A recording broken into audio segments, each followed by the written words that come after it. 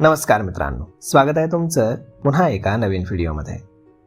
मित्रांनो, आघाडीची औषध घटकांची निर्मिती कंपनी आणि कंत्राटी विकसक उत्पादक असलेल्या सुप्रिया लाईफ सायन्सेसनं रायगड जिल्ह्यातील पाताळगंगा येथे संपूर्णपणे नवीन उत्पादन प्रकल्पासाठी 350 कोटी रुपये गुंतवणुकीचं नियोजन केलेलं आहे.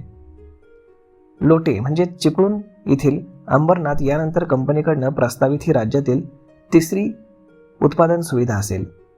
लोटे येथे नव्याने कार्यान्वित असलेल्या मॉड्यूल ई ही विस्तारित उत्पादन क्षमतेमुळे या एकूण प्रकल्पाची उत्पादन क्षमता अतिरिक्त 355 किलो लिटरची भर पडून एकंदर क्षमता 932 किलो लिटरपर्यंत वाढलेली आहे.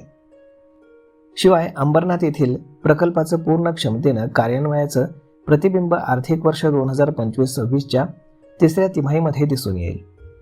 वर्षागणिक महसूल वाढीचा 20 ते 22% राखलेला दर सामान्यतः पाहता आगामी आर्थिक वर्षामध्ये महसूल निश्चित 1000 कोटी रुपयांपर्यंत पोहोचेल आणि पाताळगंगा प्रकल्पाच्या समावेशानं 2030 पर्यंत कंपनीची एकत्रित महसुली वाढ ही 1600 ते 1700 कोटी रुपयांपर्यंत जाईल, असा विश्वास सुप्रिया लाईफ सायन्सेसच्या व्यवस्थापकीय संचालिका डॉक्टर सलोनी वाघ यांनी बोलताना सांगितलं.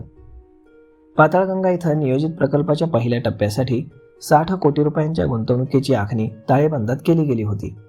त्यासाठी सुमारे 80,000 चौरस फूट क्षेत्रफळावरील प्रकल्प उभारणीचं काम लवकरच सुरू केलं जाणार असल्याचं डॉक्टर वाघ यांनी सांगितलं. नवीन प्रकल्प पुढच्या 3 आर्थिक वर्षामध्ये कार्यान्वित होईल असाही विश्वास त्यांनी व्यक्त केला.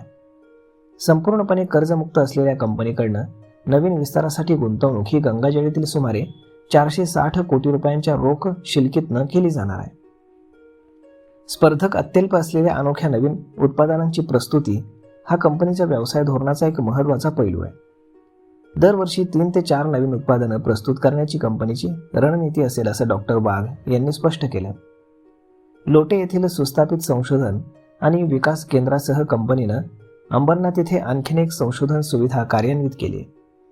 एकत्रितपणे सुमारे 60 शास्त्रज्ञांना सामावून घेणाऱ्या या 2 संशोधन आणि विकास उपक्रमांमधून भूल, कॉन्ट्रास्ट मीडिया, हृदय आणि रक्तवाहिन्यांशी संबंधित HPD पाईपलाईन याला समर्थन देण्यासाठी संशोधन आणि विकासावरील खर्च एकूण महसुलाच्या 2% वाढवला जातोय, असंही त्यावेळी त्या म्हणाल्या.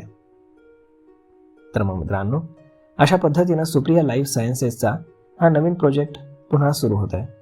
यामुळे कंपनीच्या सेल्समध्ये, टर्नओव्हरमध्ये नक्कीच भर पडेल.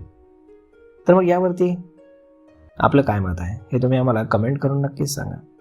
आणि जर हा व्हिडिओ तुम्हाला आवडला असेल तर आपल्या जवळच्या मित्रमंडळींसोबत देखील हा व्हिडिओ तुम्ही शेअर करायला विसरू नका. धन्यवाद.